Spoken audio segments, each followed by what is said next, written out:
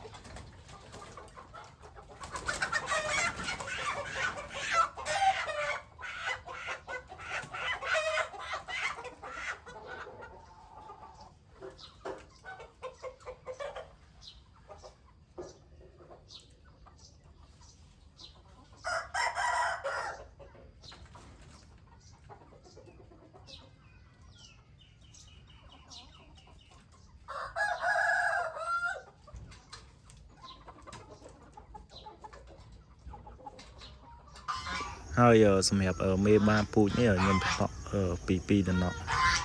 បើសម្រាប់កូនមន់អានេះយើងបន្តទៅមកតំណក់តែសម្រាប់មេបាពូជនេះយើងបន្តពីតំណក់មេបាពូជដែលខ្ញុំជំរុញនេះដែរវាមានចំនួន20ក្បាលខ្ញុំដាក់កូនចំនួន100ក្បាលតែខ្ញុំទុកខាងមេដែលល្អចំនួន20ក្បាលទេជាប្រភេទមន់វាសាច់លឿងមានមេខ្លះស្គួយមានមេខ្លះរៀងប្រភេទមានរៀងអីតែគ្រាន់តែជាប្រភេទសាច់លឿងល្អហើយជើងល្មៀត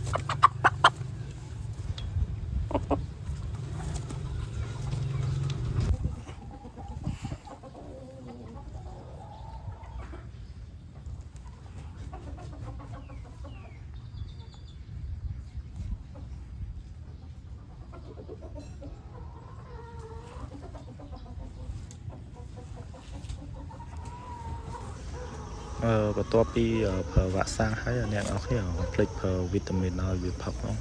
ដើម្បីជំនួយកម្លាំងវាហើយនឹងបំបត្តិ stress ជាចុងបញ្ចប់នៃវីដេអូនេះសូមអ្នកនរគ្នាជួយចុច Subscribe ឲ្យខ្ញុំម្នាក់មួយផងដើម្បីមានចំណេះដឹងអីការចាំមន់អីដែលខ្ញុំមានខ្ញុំនឹងចែកម្លែកនៅអ្នកនរគ្នានៅវីដេអូបន្តទៀត